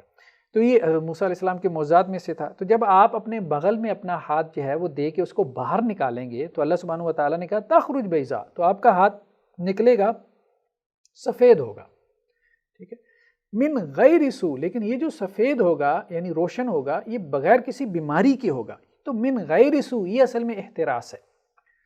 تو یہ گویا کہ ایک میریکل کے طور پہ، معجزے کے طور پہ ہوگا، لیکن یہ ہو سکتا تھا کہ جو مخاطب ہیں، اب ظاہری بات ہے وہ تو انکاری ہیں، حضرت موسیٰ علیہ السلام کی نبوت کے منکر ہیں، تو حضرت موسیٰ علیہ السلام ان کو اپنے تئیں معجزہ دکھائیں، بغل میں اپنا ہاتھ دے کے باہر نکالیں اور وہ سفید ہو، تو اب مخاطب کہہ دیں آپ کو تو بیماری ہے، یہ تو پھل بہری ہے، جیسے ہمارے یہاں ایک بیماری ہوتی ہے پھل بہری کی بیماری، جس کی وجہ سے جو ہے وہ آپ کی سکن جو ہے وہ سفید ہو جاتی ہے۔ تو ساتھ میں کہہ دیا گیا من غیر سو، کہ یہ پھل بہری کی وجہ سے نہیں تھا یا کسی اور ایسی ڈیزیز یا بیماری کی وجہ سے نہیں تھا کہ حضرت موسیٰ علیہ السلام کا ہاتھ جو ہے وہ سفید تھا، بلکہ یہ کس وجہ سے تھا؟ یہ اس وجہ سے تھا کہ اللہ کی طرف سے ایک میریکل تھا، اللہ کی طرف سے ایک معجزہ تھا۔ اس کے بعد کیا ہے؟ تتمیم۔ تتمیم جو ہے وہ مکمل کرنے کے معنی میں، ٹھیک۔ تتمیم سے مراد یہ ہے کہ رکنین سے زائد کوئی قید لے کے آنا جو بلاغت کا فائدہ دے۔ رکنین ہم نے پہلے پڑھ لیا ہے، رکنین کہتے ہیں جملے کے سٹرکچر کے اندر جو ضروری اجزاء ہوتے ہیں، لازمی پارٹ آف سپیچ ہوتے ہیں، تو وہ رکنین کہلاتے ہیں۔ جیسے جملہ فعلیہ ہے تو فعل اور فاعل ہیں، جملہ اسمیہ ہے تو مبتدا اور خبر ہے۔ اب اس کے اوپر جو اضافہ ہوتا ہے جیسے متعلق خبر ہے یا مستثنیٰ ہے یا تمیز ہے یا حال ہے، وہ ہم پیچھے جو ہے وہ پڑھ چکے ہیں، بہت ساری چیزیں ایسی۔ تو وہ جو زائد قیدیں ہوتی ہیں جو کسی جملے میں لائی جاتی ہیں رکنین کے علاوہ، مسند اور مسند الیہ کے علاوہ، فعل فاعل کے علاوہ، مبتدا خبر کے علاوہ، جو زائد جو ہے وہ پارٹس آف سپیچ جو ہے وہ لائے جاتے ہیں، تو وہ کیا کہلاتے ہیں؟ وہ تتمیم میں شامل ہیں۔ تو وآت المال، اور اس نے دیا مال، کس کو دیا؟ آگے چل کے کیا آ رہا ہے؟ علی حبی سے آگے کیا ہے؟ ذوی القربہ، رشتہ داروں کو دیا، ٹھیک ہے۔ اس نے دیا مال رشتہ داروں کو، والیتامہ اور یتیموں کو، والمساکین اور مساکین کو۔ تو اب اس نے مال دیا، کس کو دیا؟ رشتہ داروں، یتیموں اور مساکین کو۔ یہ بات مکمل تھی، لیکن درمیان میں کیا ہے؟ علی حبہ، اس مال کی محبت کے باوجود، تو یہ تتمیم ہے، ٹھیک ہے۔ یعنی رکنین سے زائد کوئی بات لے کے آنا جو بلاغت پیدا کرے، یعنی ایک زائد اور اضافی قید لے کے آنا۔ بات مکمل تھی، وات المال، اس نے مال دیا، یعنی اللہ تعالیٰ نیکوکاروں کی جو ہے وہ تعریف کر رہے ہیں۔ نیک کون ہے؟ جو اللہ کے راستے میں مال دیتا ہے، یتیموں کو، مساکین کو، رشتہ داروں کو، یہ نیک ہے۔ اب ساتھ میں ایک اضافی قید کیا لائی؟ مال کی محبت کے باوجود۔ مال دینا آسان نہیں ہے، اللہ کے راستے میں مال نکالنا بہت مشکل کام ہے، ٹھیک ہے۔ دل کے اوپر پتھر رکھنا پڑتا ہے۔ بٹوئے سے یا اپنے والٹ سے جب آپ کچھ پیسے نکال رہے ہوتے ہیں تو انسان کا دل اس وقت کئی مرتبہ سوچتا ہے کہ میرے بہت سے کام شاید جو ہے وہ پڑی ہوئی ہیں، وہ بہت سے میرے ضرورتیں ہیں جو شاید اس پیسے سے پوری ہو سکتی ہیں، ٹھیک۔ تو انسان ظاہری بات ہے پھر نکالتا ہے، پھر گن گن کے سوچ کے جو ہے وہ اللہ کے راستے میں دیتا ہے۔ تو اس کی طرف کہا جا رہا ہے کہ یہ دینا آسان کام نہیں ہے۔ تو اللہ تعالیٰ کہہ رہے ہیں کہ اس مال کی محبت کے باوجود اس نے وہ مال اللہ کے راستے میں دیا۔ یعنی بہت سی ایسی چیزیں تھیں، ان میں سے ایک اس مال کی محبت بھی تھی جو اس کو روکنے والی تھی کہ وہ اللہ کے راستے میں خرچ نہ کرے، لیکن اس نے اپنے اوپر جبر کر کے اپنے نفس کو کنٹرول کرتے ہوئے پھر بھی اللہ کے راستے میں خرچ کیا، اللہ کی محبت کو مال کی محبت پہ غالب کر دیا۔ تو یہ مراد ہے، یہ یہاں سے بلاغت جو ہے وہ پیدا ہو رہی ہے۔ تو یہ تھا اتناب۔ اس کے بعد تیسری قسم کیا ہے؟ مساوات۔ مساوات کیا ہے؟ مساوات یہ ہے کہ جتنے الفاظ ہیں اتنی ہی معنی ہو۔ اچھا، ایجاز کیا ہے؟ ایجاز میں الفاظ تھوڑے ہوتے ہیں، معنی زیادہ ہوتے ہیں، یہ ایجاز ہے۔ اتناب کیا ہے؟ اتناب میں الفاظ زیادہ ہوتے ہیں اور ان الفاظ کی نسبت سے معنی کم ہوتے ہیں، الفاظ کی نسبت سے کم ہوتے ہیں۔ اور مساوات کیا ہے؟ کہ جتنے الفاظ ہیں اتنی ہی معنی ہیں۔ اس کی مثال کیا ہے؟ کہ ان اللہ یأمر بالعدل والاحسان وایتاء ذی القربى، بے شک اللہ تعالیٰ حکم دیتا ہے، اللہ تعالیٰ نے 3 چیزوں کا حکم دیا، عدل کا، احسان کا، حسن سلوک کا، اور رشتہ داروں کو نوازنے کا، دینے کا۔ اور 3 چیزوں سے اللہ نے منع کیا، وینہا، اور اللہ تعالیٰ منع کرتا ہے، عن الفحشاء، بے حیائی سے، والمنکر، کر اور منکرات سے، والبغی اور ظلم سے، عداوت سے اللہ سبحانہ و تعالیٰ جو ہے وہ منع فرماتا ہے۔ 3 چیزوں کا اللہ نے حکم دیا، 3 چیزوں سے اللہ نے منع کیا، تو یہ کیا کہلاتا ہے؟ یہ مساوات کہلاتا ہے، ٹھیک ہے، کہ جتنے معنی ہیں ان کے لیے اتنے ہی جو ہے وہ الفاظ استعمال کیے گئے۔ نیکسٹ کیا ہے ہمارے سامنے؟ کسر و خلاف، ٹھیک ہے۔ اب یہ کسر و خلاف جو ہے یہ جوڑا بیسیکلی نہیں ہے، یہ جوڑا نہیں ہے، ابھی تک ہم نے پڑھا ہے ایجاز و اتناب، یہ ایک جوڑا ہے، بات سمجھ میں بھی آتی ہے، ٹھیک ہے۔ خبر و انشاء یہ ایک جوڑا تھا، اسی طرح وصل و فصل ایک جوڑا تھا، تو ہم نے جوڑوں کی صورت میں جو ہے وہ ابھی اصطلاحات پڑھی ہیں۔ تو یہ قصر و خلاف بیسیکلی ان میں کوئی اس طرح کی تو جوڑے والی سینس نہیں ہے کہ یہ آپس میں دونوں پیئر ہوں، لیکن یاد رکھنے کے لیے، آسانی کے لیے میں نے ان کو ایک جوڑا بنا دیا کہ دونوں اصطلاحات ایک جگہ جمع ہو جائیں گی تو اس کو سمجھنے میں ذرا آسانی رہے گی، یاد رکھنے میں آسانی رہے گی۔ تو بیسیکلی بلاغت کی کتابوں میں یہ آپ کو ایک جوڑے کے طور پہ نہیں ملیں گی، قصر و خلاف۔ قصر کیا ہے؟ قصر کہتے ہیں حصر کو۔ حصر کیا ہے؟ حصر کہتے ہیں کسی مفہوم کو لاک کر دینا، بند کر دینا، ٹھیک ہے۔ تو ہم پہلے جو ہے وہ طرق قصر کو دیکھیں گے، یعنی قصر یا حصر کے کون کون سے طریقے ہیں، کون کون سے اس کے اسالیب ہیں، کس کس طرح سے حصر جو ہے وہ پیدا کیا جاتا ہے۔ تو بیسیکلی 4 طرح سے حصر پیدا کیا جاتا ہے کلام کے اندر، 4 طرح سے حصر پیدا کیا جاتا ہے۔ سب سے قوی طریقہ کلام میں حصر پیدا کرنے کا نفی و استثناء کہلاتا ہے، یعنی پہلے نفی لے کے آئیں پھر حرف استثناء لے کے آئیں۔ حرف نفی کیا ہے؟ جیسے ما ہے، لا ہے۔ حرف استثناء کیا ہے؟ جیسے الا ہے۔ تو جب حرف نفی کو اور حرف استثناء کو، نفی اور استثناء کو جب آپ جمع کر دیتے ہیں تو حصر پیدا ہو جاتا ہے، اور یہ سب سے شدید حصر ہوتا ہے۔ جیسے وَمَن يَغْفِرُ الذُّنُوبَ إِلَّا اللَّهُ، یہ من یہاں پہ نافیہ ہے، نفی کا ہے۔ کون ہے جو گناہوں کو معاف کرے گا سوائے اللہ کے، یعنی اللہ کے علاوہ گناہوں کو کوئی معاف کرنے والا نہیں ہے، کوئی نہیں ہے، ٹھیک ہے۔ تو نفی کو اور استثناء کو جمع کر دیا گیا، جیسے لا الہ الا اللہ، لا الہ، لا نفی ہے، الا اللہ یہ آگے ایکسیپشن ہے، ٹھیک ہے۔ نفی اور استثناء کو جمع کرنے سے اب حصر پیدا ہوا کہ اللہ کے علاوہ کوئی معبود ہے ہی نہیں، معبودیت اللہ کی ذات میں بند ہو گئی، ٹھیک ہے، لاکڈ ہو گئی۔ اب اللہ سے باہر آپ کو کہیں پہ معبودیت کی صرف نظر نہیں آئے گی، اس کو حصر کہتے ہیں، ٹھیک ہے۔ نیکسٹ کیا ہے؟ انما، انما کے کلمے کے ذریعے جو ہے وہ حصر پیدا کرنا، جیسے انما یخشی اللہ، سوائے اس کے نہیں اللہ سے ڈرتے ہیں، من عبادی اللہ کے بندوں میں سے العلماء، علماء، اللہ کے بندوں میں سے علماء ہی اللہ سے ڈرتے ہیں، علماء ہی اللہ سے ڈرتے ہیں۔ اب اللہ سے ڈرنا جو ہے یہ علماء میں کیا ہو گیا؟ خشیت جو ہے، خشیت الہی جو ہے یہ علماء میں کیا ہو گئی؟ بند ہو گئی، لاکڈ ہو گئی۔ اس کا مطلب یہ نہیں کہ خشیت الہی علماء کے علاوہ پائی نہیں جاتی، اس پہ ہم آگے چل کے گفتگو کرتے ہیں۔ نیکسٹ کیا ہے؟ انما انت منذر من یخشی، سوا اس کے نہیں آپ ڈرانے والے ہیں اس کو جو اس سے ڈرنا چاہے، یعنی اس آخرت سے جو ڈرنا چاہتا ہے نا، آپ اس کو ڈرانے والے ہیں۔ یعنی نبی صلی اللہ علیہ وسلم صرف اسی کو ڈرانے والے ہیں جو آخرت سے ڈرنا چاہتا ہے، حالانکہ آپ صلی اللہ علیہ وسلم تو سب کو ڈراتے تھے، اس کو بھی ڈراتے تھے جو آخرت سے نہیں ڈرنا چاہتا تھا۔ تو بعض اوقات جو ہے نا وہ حصر اضافی ہوتا ہے، اس پہ ہم آگے چل کے گفتگو کرتے ہیں، لیکن ابھی ہم یہ سمجھ رہے ہیں کہ حصر کے اسالیب کے، حصر کیسے کیسے پیدا کیا جاتا ہے۔ تو بعض اوقات انما کے کلمے کے ذریعے سے بھی حصر پیدا کیا جاتا ہے، یہ بھی قرآن مجید کا معروف اسلوب ہے۔ اس کی بات کیا ہے؟ عطف بلا و بل و لاکن، لا، بل اور لاکن کے الفاظ یہ حروف عاطفہ ہیں، حروف عاطفہ 10 ہیں، ان میں سے یہ بھی ہیں۔ ان کے ذریعے سے جب عطف ڈالا جاتا ہے پچھلے جملے کے اوپر دوسرے جملے کا عطف ڈالا جاتا ہے تو اس سے بھی حصر پیدا ہوتا ہے، حصر کا مفہوم پیدا ہوتا ہے۔ ما کان محمد ابا احد من رجالکم، محمد صلی اللہ علیہ وسلم جو ہے وہ تمہارے مردوں میں سے کسی ایک کے باپ نہیں ہیں، ولکن رسول اللہ، لیکن وہ اللہ کے رسول ہیں، یعنی اللہ کا رسول ہونا، اب یہ حصر پیدا کیا جا رہا ہے، لیکن وہ اللہ کے رسول ہی ہیں، یعنی اللہ کا رسول ہونا ان میں بند ہو گیا، ٹھیک ہے۔ وخاتم النبیین، اور ختم نبوت ان کے اندر بند ہو گئی، یعنی حصر پیدا ہو گیا نا۔ وخاتم النبیین، اور نبیوں کے کیا ہیں؟ وہ خاتم ہیں، نبیوں کے کیا ہیں؟ وہ مہر ہیں، ٹھیک ہے۔ تو ولیکن رسول اللہ، اب یہ لاکن کے ذریعے سے عطف ڈالا جا رہا ہے تو اس سے حصر پیدا ہو گیا۔ کس میں حصر پیدا ہو گیا؟ کہ رسالت اور ختم نبوت کو رسول اللہ صلی اللہ علیہ وسلم کی ذات میں بند کر دیا گیا، یہ حصر پیدا ہوا۔ نیکسٹ کیا ہے؟ تقدیم ما حق و تاخیر، اس سے کیا مراد ہے؟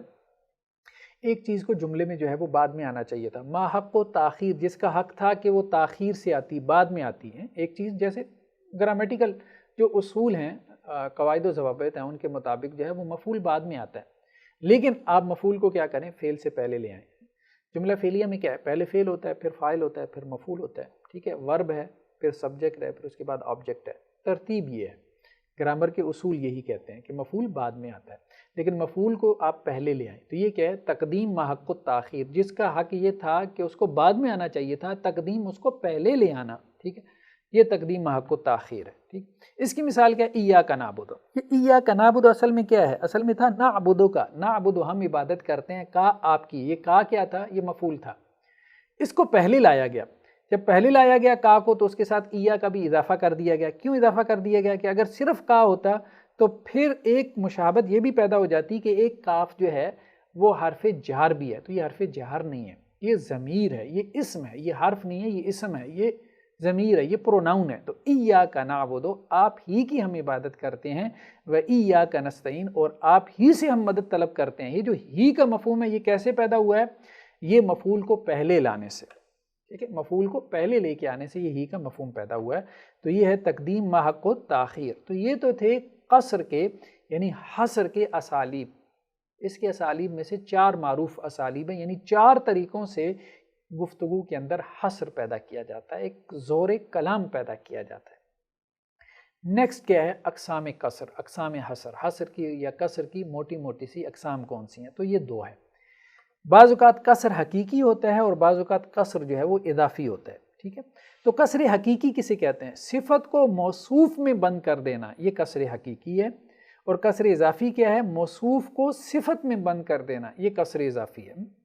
تو یہ آسان ہو گیا نا۔ اب قصر حقیقی کی آگے 2 مثالیں ہیں، تحقیقی اور ادعائی، ٹھیک ہے۔ تو اب ہم نے قصر کو سمجھنا ہے۔ بعض اوقات قصر حقیقی قصر ہوتا ہے، یعنی حصر سے مراد حقیقی طور پہ حصر ہوتا ہے، اور بعض اوقات حصر اضافی ہوتا ہے، یعنی وہ حقیقت میں حصر موجود نہیں ہوتا، ایک پہلو سے اس میں حصر ہوتا ہے۔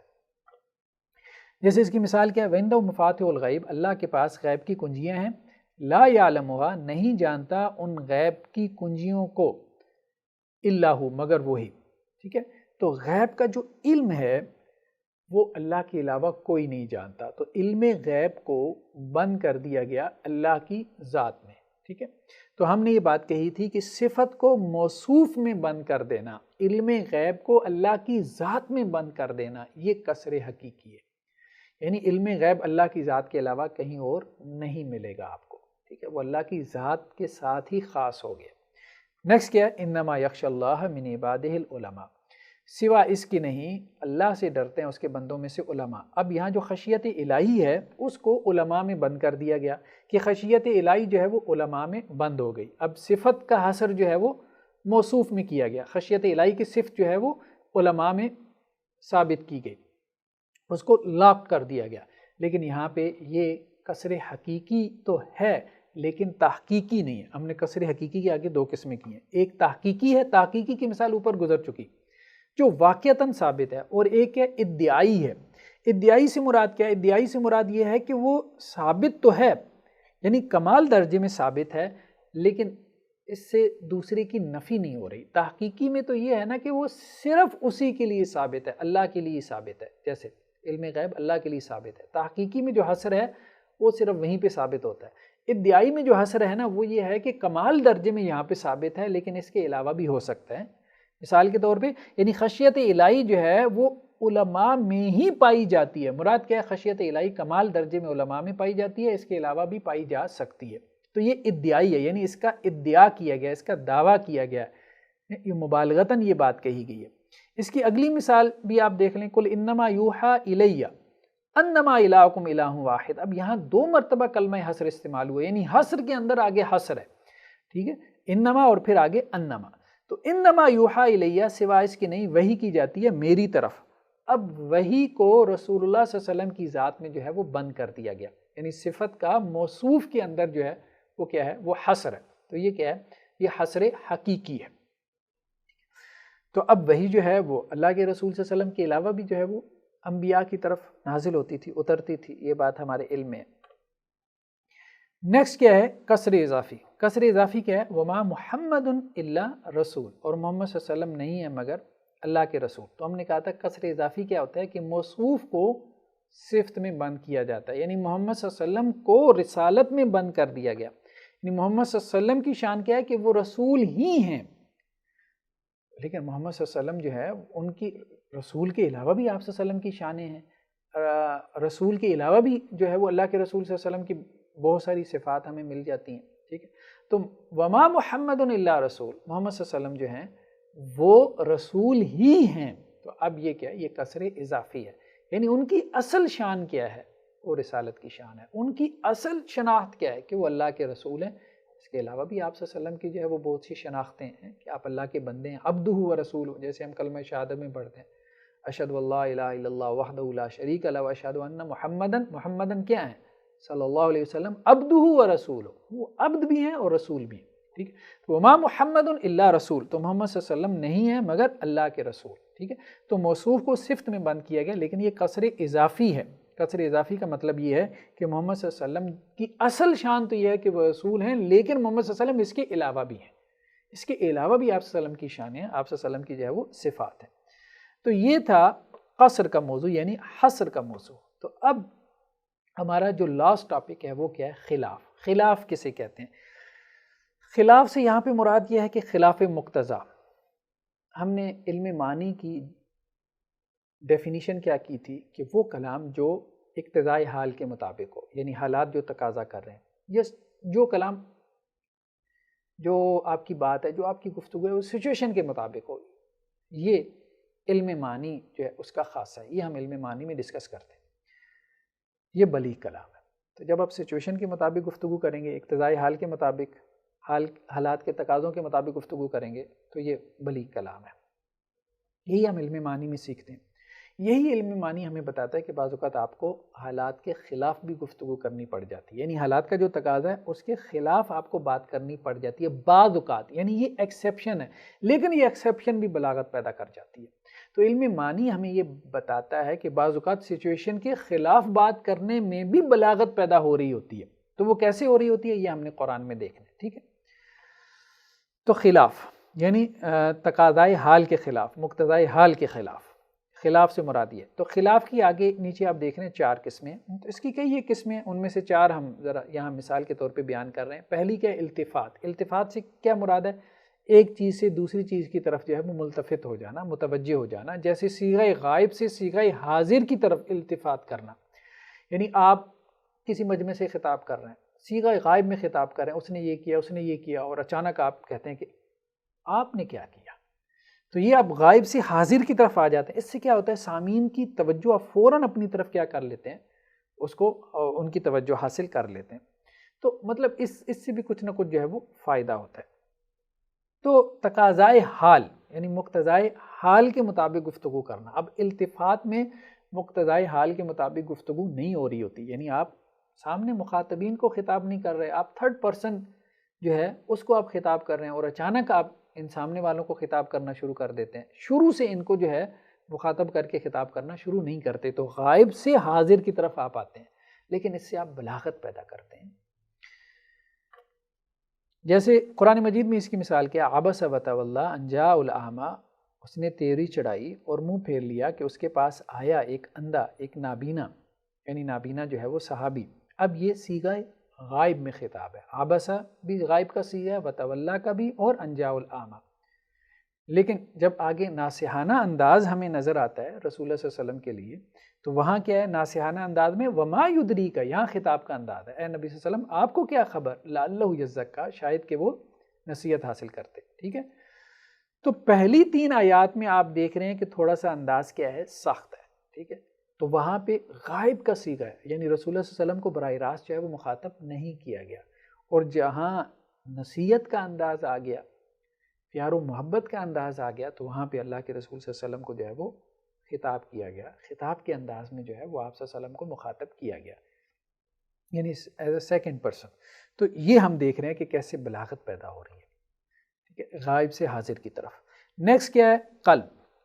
قلب کسے کہتے ہیں؟ کہ ایک کلام جو ہے اس کی ترتیب کو الٹ دینا، جو آگے کلام ہے اس کو پیچھے کر دینا، جو پیچھے ہے اس کو آگے کر دینا، اس سے بلاغت پیدا کرنا.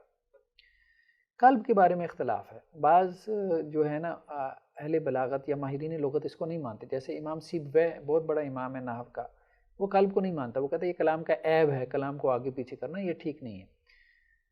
لیکن یہ ہے کہ کچھ اہل بلاغت اس کو مانتی بھی، جیسے جرجانی وغیرہ، وہ یہ کہتے ہیں کہ جی قلب جو ہے وہ بلاغت کی ایک شاخ ہے، اور وہ تو کہتے ہیں قرآن مجید میں بھی قلب ہے. لیکن قرآن مجید میں قلب کی جو مثالیں بیان کی جاتی ہیں نا، تو وہاں ضروری نہیں کہ آپ قلب مانیں، بعض اوقات قلب کے بغیر بھی آپ وہاں پہ معنی پیدا کر سکتے ہیں۔ مثال کے طور پہ حضرت سلیمان علیہ السلام کے قصے میں کیا آیا، اذهب بکتابی ھذا، حضرت سلیمان علیہ السلام نے ہدہد کو کہا تھا کہ تم میرا یہ خط لے جاؤ، یعنی ملکہ سبا کی طرف، فالق الیہم، تو تم یہ خط ڈال دو ان لوگوں کی طرف، یعنی قوم سبا کی طرف۔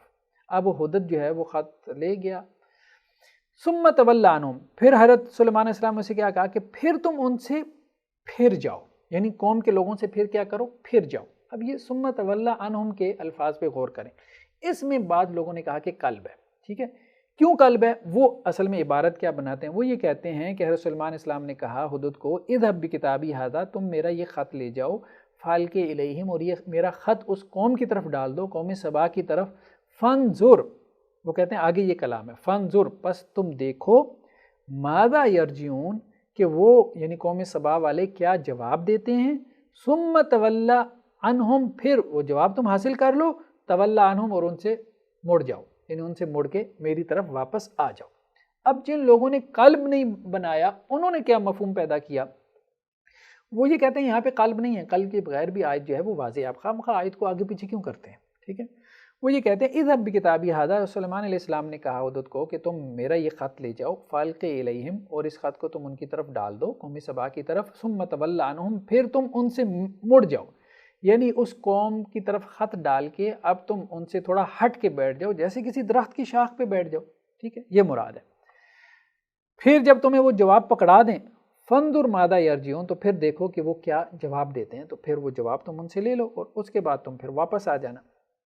تو اس کی ایک اور مثال ہم قرآن مجید میں دیکھ لیتے ہیں، وہ کیا ہے، وَكَمْ مِنْ قَرْيَةٍ، اور کتنی بستیاں ایسی ہیں، أَهْلَكْنَاهَا، ہم نے ان کو ہلاک کیا، فَجَاءَهَا بَأْسُنَا بَيَاتًا، پس آیا ان کے پاس ہمارا عذاب رات کے وقت میں۔ اب جو لوگ قلب مانتے ہیں تو وہ کہتے ہیں کہ یہ أَهْلَكْنَاهَا یہ بعد میں آنا چاہیے، اور فَجَاءَهَا بَأْسُنَا بَيَاتًا یہ پہلے آنا چاہیے، کیونکہ معنی پھر ہی درست ہوگا نا، کتنی بستیاں ایسی ہیں کہ ہم نے ان کو ہلاک کیا، فَجَاءَهَا بَأْسُنَا، پھر آیا ان کے پاس ہمارا عذاب، تو یہ تو ٹھیک نہیں ہے کہ پہلے ہلاک ہو گئی پھر عذاب آیا، نہیں، پہلے عذاب آیا، تو وہ کہتے ہیں یہاں پہ قلب ہے، تو فَجَاءَهَا بَأْسُنَا بَيَاتًا، آیا ان کے پاس ہمارا عذاب رات کے اوقات میں، ٹھیک ہے، او ہم قائلون، یا وہ دن کے وقت میں قیلولہ کر رہے تھے تو ہم نے ان کو ہلاک کر دیا۔ تو وہ کہتے ہیں یہ کلام آگے پیچھے ہے۔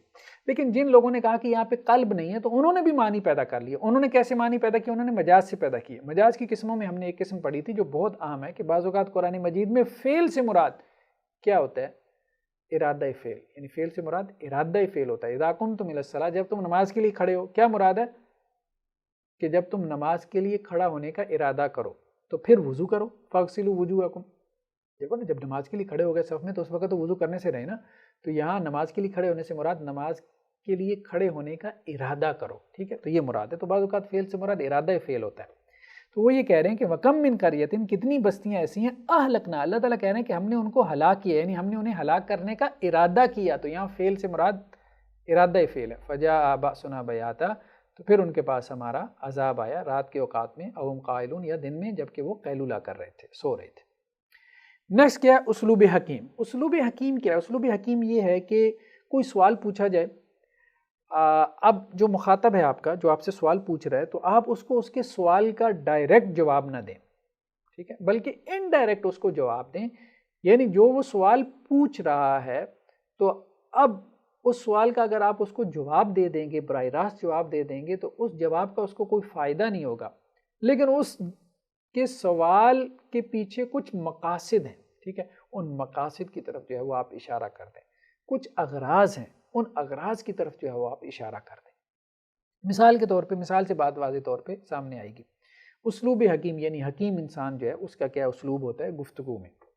یسألونک عن الاہلہ، اے نبی صلی اللہ علیہ وسلم آپ سے سوال کرتے ہیں ہلال کے بارے میں۔ اہلہ ہلال کی جمع ہے، ہلال کہتے ہیں پہلی رات کے چاند کو۔ اب یہاں پہ دو تعبیریں ہیں، یعنی دو قسم کی تفسیریں ہیں، تو ایک تفسیر کے مطابق یہ اسلوب حکیم بنتا ہے، دوسری تفسیر کے مطابق نہیں بنتا۔ ایک تفسیر یہ ہے کہ نبی صلی اللہ علیہ وسلم سے جو سوال ہوا تھا، وہ سوال یہ تھا کہ وہ آپ صلی اللہ علیہ وسلم سے چاندوں کے بارے میں، یعنی پہلی کے چاندوں کے بارے میں پوچھ رہے تھے کہ ہر مہینے یہ جو پہلی کا چاند ہے جو نکلتا ہے، اس کے بارے میں سوال ہو رہا تھا، یعنی مہینوں کے بارے میں پوچھ رہے تھے۔ تو اگر یہ بات تھی، اور یہ بات یہاں سے نکلتی ہے کیونکہ ہلال کی جمع اہلہ ہے، تو اگر وہ ہر پہلی کے چاند کے بارے میں پوچھ رہے تھے، یعنی وہ مختلف مہینوں کے بارے میں پوچھ رہے تھے کہ اللہ نے یہ 12 مہینے کیوں رکھے ہیں. تو پھر کیا کہا گیا؟ کل ہی مواقیت للناس. دیکھو یہ 12 مہینوں کا جو نظام ہے نا، جو چاند کے گرد گھوم رہا ہے، یہ لوگوں کے لیے کیلنڈر ہے، والحج اور حج کے لیے. ٹھیک ہے، تمہاری بہت سی عبادتیں اس کے گرد گھوم رہی ہیں. لیکن دوسری طرف یہ بھی ایک جو ہے وہ بعض شان نزول کی روایتوں میں یہ بات بھی موجود ہے کہ وہ آپ سے سوال کر رہے ہیں چاند کے گھٹنے اور بڑھنے کے بارے میں. یعنی وہ کہہ رہے ہیں کہ یہ ہلال جو ہے بدر بن جاتا ہے، بدر سے پھر جو ہے وہ چاند جو ہے وہ غائب ہو جاتا ہے بالکل. تو یہ کیا ہے؟ چاند کیوں گھٹتا بڑھتا رہتا ہے؟ تو یہ بیسیکلی بعض لوگوں نے سوال کیا تھا. تو وہ لوگ کہتے ہیں شان نزول کی روایتوں سے ہمیں یہ معلوم ہوا. تو اگر اس تعبیر کو، اس تفسیر کو سامنے رکھیں تو پھر یہ اسلوب حکیم بنتا ہے کہ انہوں نے سوال یہ کیا تھا کہ چاند گھٹتا بڑھتا کیوں ہے. اب یہ ایک طرح سے آپ کہہ لیں کہ جی آج کل کے زمانے کی جو زبان ہے، یہ ایک سائنٹیفک کوسچن تھا. اگر اس کا جواب دے دیا جاتا تو ان کو وہ فائدہ نہیں حاصل ہونا تھا. تو اب چاند کے گھٹنے بڑھنے کی سائنس تو نہیں بیان کی گئی کہ کیوں گھٹتا بڑھتا ہے، کیونکہ وہ ان کے مینٹل لیول، ذہنی سطح سے بالا تر کی بات تھی اس وقت کے لوگوں کے اعتبار سے. ہاں یہ بات ضرور بیان کر دی گئی کہ اس گھٹنے بڑھنے کا فائدہ کیا ہے، اس کے پیچھے اللہ کی غرض کیا ہے، کیونکہ یہ کام کرنے والا کون ہے؟ اللہ کی ذات ہے. تو اللہ نے یہ کیوں کیا؟ اس کے اوپر غور و فکر کرو. وہ اللہ نے ایک کیلنڈر بنانے کے لیے کیا ہے، اور اس کیلنڈر کے گرد، جو ہجری کیلنڈر ہے، جو چاند کی جو ہے روٹیشن کے ساتھ گھوم رہا ہے، اس کے گرد تمہاری عبادتیں گھومتی ہیں. جیسے حج کی بڑی عبادت ہے، پھر رمضان ہے، تو ہماری عبادتوں کا نظام جو ہے وہ چاند کے گرد گھوم رہا ہے عام طور پہ جو عبادتیں ہیں. ٹھیک، تو یہ بات کی جا رہی ہے کہ اللہ سبحانہ و تعالیٰ نے انہیں یہ نہیں کہا کہ جی چاند کیوں گھٹ بڑھ رہا ہے، بلکہ چاند کے گھٹنے اور بڑھنے میں جو فائدہ ہے، یعنی اللہ سبحانہ و تعالیٰ آپ یوں کہہ لیں کہ یوں کہہ رہے ہیں کہ کائنات کے اندر غور و فکر کرو. ایک تو یہ ہے نا کہ یہ کیوں ہے، ٹھیک ہے، آپ اس کی فزکس کے اندر، اس کی طبیعیات کے اندر جو ہے وہ غور و فکر کیے جا رہے ہیں. اور ایک یہ کہ اس کے خالق نے اس کو کیوں ایسا بنایا، کیوں ایسا پیدا کیا، اس کے پیچھے غرض کیا ہے. ٹھیک ہے، تو غرض تو بندگی ہے. یعنی دنیا کی ہر چیز میں غور و فکر کرو. جیسے قرآن بھی کہتا ہے زمین و آسمان میں غور و فکر کرو. اور ایک تو یہ ہے نا کہ آپ زمین و آسمان میں غور و فکر کر رہے ہیں، ٹھیک ہے، اس سے مختلف قسم کی انوینشن اور ایجادات ہو رہی ہیں. اور ایک زمین و آسمان غور و فکر اس پرسپیکٹو میں ہے. اس پرسپیکٹو میں زمین و آسمان پہ غور و فکر کرنا ہے کہ آپ یہ جان لیں کہ آپ اللہ کے بندے ہیں. آپ اپنے بندگی کے مفہوم کو تازہ کر لیں. جیسے ہلال کے اوپر غور و فکر کرنا، چاند کے گھٹنے بڑھنے پہ غور و فکر کرنا، اس اعتبار سے کہ یہ گھٹنا بڑھنا کیوں ہے، اس کے پیچھے اللہ کی غرض کیا ہے، کہ اس کے ساتھ عبادات کا بہت بڑا نظام جو ہے وہ قائم ہے. اور اس عبادات کے نظام کے ذریعے سے آپ اپنی بندگی کے تقاضوں کو پورا کر سکتے ہیں. تو آپ کا غور و فکر جب آپ کو اس بات تک پہنچا دے کہ آپ اللہ کے بندے ہیں، یہ وہ غور و فکر ہے جو قرآن کا مطلوب ہے. یعنی یہ غور و فکر اللہ تعالیٰ چاہتا ہے کہ آپ کائنات میں کریں. نیکسٹ کیا ہے؟ تجاہل عارفانہ. تجاہل جہالت سے، عارفانہ عارف جاننے والا. ٹھیک ہے، اس سے کیا مراد ہے؟ اس سے مراد یہ ہے کہ ایک بندہ ایک بات کو جانتا ہے، تو جانتے بوجھتے انجان بن جانا. ایک بات کو آپ جانتے ہیں لیکن آپ یوں شو کریں کہ جیسے آپ اس کو نہیں جانتے. مختلف وجوہات ہوتی ہیں، بعض اوقات تعجب کے لیے، بعض اوقات زجر و توبیخ کے لیے ایسا کیا جاتا ہے. ٹھیک ہے، ہمارے جیسے والدین بھی اپنے بچوں کو اسی طرح سے جو ہے وہ ڈانٹ ڈپٹ کرتے ہیں، تو ایسے جیسے انجان بن جاتے ہیں ایک بات کو جانتے بوجھتے. قرآن میں اس کی مثال کیا؟ فسحر ھذا ام انتم لا تبصرون. کیا یہ جادو ہے یا تم دیکھتے نہیں ہو؟ تو اب یہاں پہ یہ جو ہے وہ توبیخ کی غرض سے ہے، تعجب کی غرض سے ہے. ٹھیک ہے، تو یہ ہمارا جو ہے وہ علم معنی کا آپ کہہ لیں کہ ایک چیپٹر تھا جو آج کے اس درس کے ساتھ، آج کے اس لیکچر کے ساتھ مکمل ہوا. اب علم بلاغت میں تیسری جو شاخ ہے اس کو ہم ڈسکس کریں گے نیکسٹ لیکچر سے، علم بدی، یعنی کلام میں حسن کیسے کیسے پیدا کیا جاتا ہے. تو اس وقت تک کے لیے اللہ حافظ. السلام علیکم ورحمۃ اللہ وبرکاتہ.